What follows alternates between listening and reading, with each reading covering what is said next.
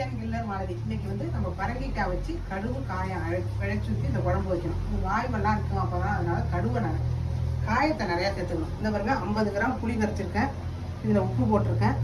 மிளகாத்தூள் 3 ஸ்பூனு, சின்ன ஸ்பூனால மிளகாத்தூள் 2 ஸ்பூனு எனக்கு தனி மிளகாத்தூள் துண்டு. இந்த குழம்புக்கு ஐயோண்டு வெல்லம், ஒரு 20 ml நல்லெண்ணெய். இது கூடவே ஒரு 5 கிராம் கடுகு.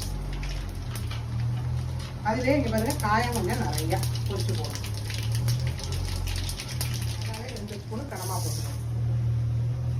அது கூடவே ஒரு புடி அளவுக்கு கருவேப்பிலை.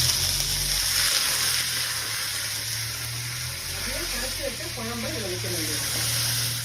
சூப்பராக குழம்பு அப்படியே காய வத்தனையாக இருக்குது. இதெல்லாம் கட் பண்ணி வச்சுட்டோம். பரங்கிக்காய் அப்படியே அந்த குழம்புல போட்டுருவோம். சூப்பரான நம்மளோட பரங்கிக்காய் கடுகு காய குழம்பு.